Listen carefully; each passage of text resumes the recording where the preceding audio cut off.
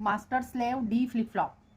इसके जस्ट पहले के वीडियो में मैंने डी लैच एक्सप्लेन किया हुआ है, तो यहाँ पर डी लैच की हेल्प से ही हम डी फ्लिप फ्लॉप बनाने वाले हैं। तो डी फ्लिप फ्लॉप बनाने के लिए हमको 2 डी लैचेस की ज़रूरत होगी और एक ये नॉट गेट की ज़रूरत होगी। ठीक है, तो अब इस master slave D flip flop को समझने के लिए आपको डी लैच का फंक्शन टेबल पता होना चाहिए, डी लैच का ऑपरेशन पता होना चाहिए, क्योंकि ये बनता ही डी लैच से है। तो अगर हमको डी लैच का ऑपरेशन पता होगा तो आप बहुत अच्छे से master slave D flip flop समझ पाएंगे। तो डी लैच के लिए मैंने एक वीडियो इसके जस्ट पहले अपलोड किया है, जिसका लिंक मैं डिस्क्रिप्शन बॉक्स में दे दूंगी।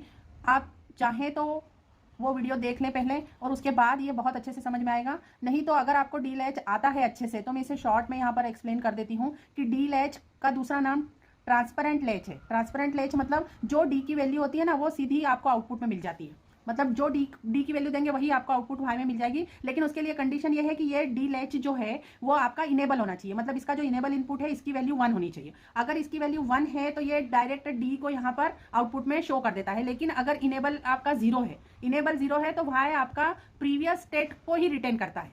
मतलब जो इसकी पहली वैल्यू होगी वही यहाँ पर आउटपुट में शो करेगा। नेक्स्ट डी आप कितना भी चेंज करते रहो, यहाँ आउटपुट चेंज नहीं होगा। बात समझ में आ गई? तो अब यहाँ पर हम देख रहे हैं कि ये इसको मास्टर स्लेव फ्लिप फ्लॉप क्यों बोला है। तो मास्टर स्लेव मतलब ये जो पहला वाला लैच है ना, इसको मास्टर बोलेंगे, और दूसरा वाला flip flop slave flip flop कहलाता है। अब मास्टर और स्लेव आपको पता है कि स्लेव क्या करता है, मास्टर को ओबे करता है। जो भी मास्टर बोल देता है भाई, वो उसके लिए वो बात 100% सही हो जाती है, वो उसको ओबे करना ही पड़ती है। तो यहाँ पर क्या होगा कि ये वाला लैच होगा वो इस लैच के हिसाब से आउटपुट देगा, इसलिए इसको मास्टर बोला है और इसको स्लेव बोला है। तो अब आपको इसका ऑपरेशन समझ में आ जाएगा। उसके बाद ये बात समझ में आ जाएगी कि कैसे ये मास्टर कहलाया और कैसे ये स्लेव कहलाया, है ना। तो अब इसके अंदर हम क्या करते हैं कि यहाँ पर ये जो स्पेसिफिकली डिजाइन किया गया है, ये नेगेटिव एज पर ट्रिगर होता है। नेगेटिव एज मतलब क्या है, पहले वो समझ लेते हैं कि जैसे यहाँ पर ये जो क्लॉक पल्स दी जाती है ना, क्लॉक पल्स मतलब आपके सिग्नल की वैल्यू या तो 0 होगी या 1 होगी, 0 होगी या 1 होगी, मतलब स्क्वायर वेव होगी। जैसे ये क्लॉक पल्स है, ये 0 लेवल है, उसके बाद ये 1, फिर ये 0, फिर ये 1, फिर ये 0 अगे, है ना। तो ये इसके लेवल है 0 1 0 1। और ये जो एज होती है जहां पर ये ट्रिगर होता है 0 से 1, जब 0 से 1 होगा तो इसको पॉजिटिव एज बोलेंगे, और जब 1 से 0 होगा तो इसको नेगेटिव एज बोलेंगे। तो ये 1 से 0 वाली नेगेटिव एज है, जिस पर मैंने यहाँ पर रेड कलर से डबल इसको अंडरलाइन किया हुआ है। तो ये वाली नेगेटिव एज फिर से रिपीट होगी एक इंटरवल के बाद, है ना। तो ये नेगेटिव एज पे ही इसको ट्रिगरिंग मिलेगी, मतलब इस पर ही ये ट्रिगर होगा नेगेटिव एज पर। ये नेगेटिव एज पर ही इसका आउटपुट चेंज करेगा, और बाकी ये रेस्ट ऑफ द टाइम, देखो ये नेगेटिव एज सिर्फ यहाँ पर है, इसके बाद का यहाँ से यहाँ तक का जो टाइम है, देखो इस एक्स एक्सिस पर ना टाइम जा रहा है, ठीक है, और इधर वोल्टेज जा रहा है आपका इस साइड में। तो ये जो टाइम है नेगेटिव एज के, दोनों नेगेटिव एज के जस्ट बीच का, इस ड्यूरेशन में आउटपुट चेंज नहीं होगा। ये सब हम चेक करेंगे कि देखेंगे कि हाँ इसके बीच आउटपुट चेंज नहीं हो रहा है, और फिर यहाँ पर आउटपुट चेंज होगा, और आउटपुट वही वैल्यू लेगा जो इस ट्रिगर के जस्ट पहले डी इनपुट की वैल्यू होगी। जो डी की वैल्यू जस्ट नेगेटिव ट्रिगर के पहले होगी, वही वैल्यू आउटपुट में शो होगी, ठीक है। और नहीं तो ये जैसे यहाँ पर आपका आउटपुट चेंज हो गया इस मोमेंट पर, और उसके बाद यहाँ से यहाँ तक आउटपुट सेम रहेगा, डी आप कुछ भी चेंज करते रहो, क्योंकि ये तो क्लॉक पल्स है, डी का वैल्यू आप कुछ भी चेंज करते रहो, लेकिन इस ड्यूरेशन में फिर आपका आउटपुट फिक्स रहेगा। आउटपुट फिर अगेन यहाँ पर अगर आपका डी चेंज हुआ तो वो डी की वैल्यू ले लेगा, है ना। तो अब ये हम देख लेते हैं कि किस तरह से नेगेटिव ट्रिगर पे ही काम करता है। जब हम यहाँ पर 0 देते हैं, फिर उसके बाद ये पॉजिटिव ट्रिगर होता है, तो किस तरह से हमारा आउटपुट बिल्कुल भी चेंज नहीं होगा। देखो ये 0 देंगे, उसके बाद यहाँ पर पॉजिटिव एज पे ये 0 से 1 चेंज होगा तो भी आउटपुट चेंज नहीं होगा, ये 1 लेवल पे बना रहेगा तो भी आउटपुट चेंज नहीं होगा। तो पहले हम देख लेते हैं, ठीक है। तो सबसे पहले हम देखते हैं कि जब हमने 0 दिया, तो हमने क्लॉक को जैसे ही 0 दिया, अब आप सर्किट देखिए कि हमने क्लॉक को 0 दिया, 0 दिया तो यहाँ पर ये वाला जो आपका लैच है, फर्स्ट लैच जो मास्टर लैच है आपका, वो आपका डिसेबल हो गया, क्योंकि इसका यहाँ पर आपने 0 दिया है ना, क्लॉक को क्या दिया है अभी 0, क्लॉक को यहाँ पर 0 दिया, तो यहाँ पर ये डिसेबल हो गया। डिसेबल हो गया मतलब ये वाला लेच काम नहीं करेगा, आपका ये वाला लेच काम करेगा, क्योंकि यहाँ पर नॉट गेट के साथ क्या मिल गया है अभी यहाँ पर 1। जैसे ही यहाँ 0 दिया तो आपको यहाँ पर 1 मिल गया।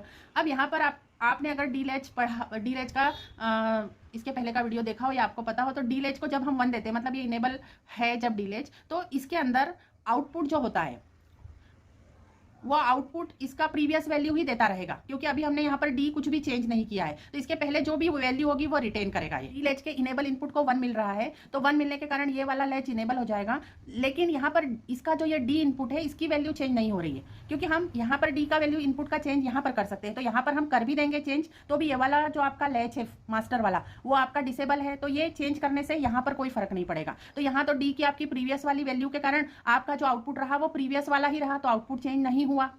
बात समझ में आई? तो दिया स्टार्टिंग में क्लॉक जब 0 दिया तो हमारा आउटपुट चेंज नहीं हुआ है, ठीक है। अभी आउटपुट चेंज नहीं हुआ है, उसके बाद अब हम यहाँ पर पॉजिटिव ट्रिगरिंग होती है और आप 0 से 1 पे जाते हैं। जैसे ही आप 0 से 1 पे जाएंगे तो क्या होगा, ये वाला लैच आपका इनेबल हो जाएगा और ये वाला लैच आपका डिसेबल हो जाएगा। सिंस ये वाला लैच आपका डिसेबल हो जाएगा, क्योंकि यहाँ पर देखिए 1 दिया तो यहाँ पर 0 आ गया, यहाँ पर 0 आ गया और यहाँ पर आपने 1 दिया, अब है ना इस लेवल पे आ गए तो ठीक है। जैसे ही आप 0 से 1 दिया तो ये वाला आपका डिसेबल हो गया। अब सेकंड आपका स्लेव वाला जो लैच है वो डिसेबल होने के कारण आपका आउटपुट फिर से चेंज नहीं होगा, क्योंकि ये डिसेबल हो गया, ये काम ही नहीं कर रहा है, तो जो आउटपुट पहले था वही रहेगा। अब आपका ये वाला इनेबल हो गया है, तो यहाँ पर जो डी की वैल्यू होगी वो डी की वैल्यू यहाँ से ट्रांसफर होकर वाई पे पहुंच जाएगी। वाई पर आपकी वैल्यू आ जाएगी, डी की जो भी वैल्यू देंगे आप 0 देंगे या 1 देंगे, जो भी वैल्यू देंगे वो यहाँ पर ट्रांसफर हो जाएगी जब आप 1 देंगे तब, लेकिन इस आउटपुट में शो नहीं होगी, ठीक है। तो मतलब हमारा आउटपुट तो चेंज नहीं हुआ ना, जैसे ही हम 1 पे चले गए तो भी चेंज नहीं हुआ। अब हम 1 पे बने रहे, हम 1 पे जितनी देर यहाँ तक बने रहे, तो 1 पे बने रहे मतलब ये वाला मास्टर वाला लैच आपका इनेबल है और आपका स्लेव वाला लैच डिसेबल है। तो बिकॉज ये सेकंड लैच आपका डिसेबल है, आपका आउटपुट चेंज नहीं होगा, आउटपुट जो पहले था वही स्टेट में बना रहेगा, ठीक है। अब आप यहाँ से चलते चलते ये 1 के यहाँ पर आ गए। अब जैसे ही आप 1 से 0 पे जाएंगे और आपकी जो डी की वैल्यू है, ये जो 1 लेवल था, जब आप पूरा आपका क्लॉक जब 1 लेवल पे थी उसमें आपकी जो डी की वैल्यू थी वो यहाँ पर वाई को मिल रही है, और इसके जस्ट प्रीवियस में यहाँ पर इस टाइम पर जो डी की वैल्यू रहेगी वो वाई के पास आ जाएगी। और आपने यहाँ से ट्रिगरिंग किया, आप 1 से कहाँ पर चले गए, 0 पर, आपकी नेगेटिव एज पे आप आए तो 1 से कहाँ पर चले गए, 0 पर। जैसे ही आप 1 से 0 पर जाएंगे आपका ये जो पहला वाला फ्लिप फ्लॉप है ना वो आपका डिसेबल हो जाएगा, क्योंकि अब आप कहाँ पर जा रहे हैं, अब आपकी क्लॉक जा रही है 0 पर, तो 0 पर जाएगी तो यहाँ पर 0 जाएगा तो ये डिसेबल हो जाएगा और ये वाला लैच आपका इनेबल हो जाएगा। ये वाला लैच आपका इनेबल हो जाएगा तो यहाँ पर जो भी डी की वैल्यू आएगी, जस्ट बिफोर जो डी की वैल्यू आएगी वो डी की वैल्यू, यहाँ पर ये भी ट्रांसपेरेंट लैच है, डी लैच ही है, तो क्यू पर डी की वैल्यू आ जाएगी, तो आउटपुट चेंज हो जाएगा। जो भी डी की वैल्यू होगी वो वाली वैल्यू यहाँ पर क्यू पर शो होगी। बात समझ में आई? अब यहाँ पर क्यू की वैल्यू यहाँ पर चेंज हुई, कब चेंज हुई, इस नेगेटिव एज पर। उसके बाद फिर सेम स्टोरी रिपीट होगी जब 0 होगा, जब फिर आप 0 लेवल पे गए, 0 लेवल पे गए तो आपका मास्टर वाला लैच जो होगा वो क्या हो जाएगा, आपका 0 पर डिसेबल हो जाएगा और ये वाला इनेबल हो जाएगा। अब ये वाला इनेबल हो जाएगा तो यहाँ पर आप डी की वैल्यू बहुत चेंज करते रहे, लेकिन ये तो डिसेबल है तो यहाँ पर कुछ भी चेंज नहीं होगा जब तक वाई की वैल्यू चेंज नहीं होगी। वाई की वैल्यू जो पहले डी की वैल्यू थी वही वैल्यू यहाँ पर आउटपुट में दिखाता रहेगा वो, है ना। और उसके बाद आप 1 पे भी चले गए, है ना, ये 0 से आप कहाँ चले गए, 1 पे चले गए, 0 से 1 पे चले गए तो ये वाला लैच आपका डिसेबल हो गया और ये वाला लैच इनेबल हो गया। अब बिकॉज ऑफ आपका स्लेव लैच डिसेबल हो गया तो आपका आउटपुट फिर से चेंज नहीं होगा। आपका डी चेंज करने से, इस ड्यूरेशन में डी चेंज करने से सिर्फ वाई चेंज होगा, लेकिन आउटपुट चेंज नहीं होगा। आउटपुट फिर अगेन कहाँ पर चेंज होगा, when you trigger from 1 to 0, तो नेगेटिव एज पे ही ये ट्रिगरिंग होती है। और यहाँ पर आप यहाँ पर जो भी मास्टर लैच होता है उसका जो आउटपुट आता है उसी को ये स्लेव लैच अपने आउटपुट में शो करता है। मतलब स्लेव को मास्टर को ओबे करना है, जो भी जब ये वाला लैच इनेबल होगा और इसके आउटपुट की वैल्यू आ जाएगी, उसकी अगली पल्स में ये वाला इनपुट, ये वाला लैच ऑन होगा, इनेबल होगा, और ये वाला लैच डिसेबल हो जाएगा, तो आउटपुट में हमको वाई की वैल्यू मिलेगी। और वाई आपका मास्टर लैच का आउटपुट है, मतलब वाई ही ये आउटपुट में देता है। मतलब ये किसको ओबे करता है, ये फर्स्ट वाले मास्टर लैच को ओबे करता है, इसलिए इसको स्लेव बोला है और इसको मास्टर लैच बोला है। तो इस तरह से आपने अभी देखा कि आपका आउटपुट ये पूरे लेवल पे काम नहीं करता, ये सिर्फ एज पे काम करता है, और वो दैट टू कौन सी एज, नेगेटिव एज, है ना। तो होगा आउटपुट सिर्फ चेंज होगा नेगेटिव ट्रिगरिंग के टाइम, और वो भी आपका जो डी की वैल्यू होगी उसके ट्रिगरिंग के जस्ट पहले जो डी की वैल्यू होगी वो वाली वैल्यू आउटपुट में बताएगा, है ना। तो इसके हम थोड़े पॉइंट्स देख लेते हैं, इसे मैं क्विकली पढ़ देती हूँ। Construction of D flip flop with 2 D latches and 1 inverter. Second point, the first latch is called master and the second latch is called slave. Circuit changes output and shows D value only at the negative edge of the controlling clock, जिसको CLK से represent करते हैं हम। तो इसके अंदर ये जो आउटपुट मिलता है वो कौन सी वैल्यू मिलती है, output shows that value of D which is just before negative edge trigger.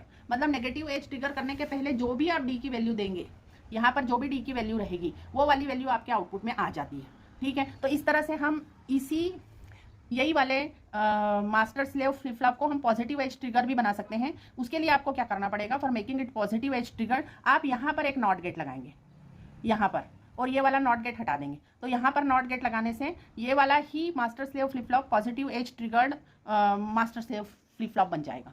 Thank you for watching the video. If you are liking our videos then it is humble request to you to please subscribe our channel.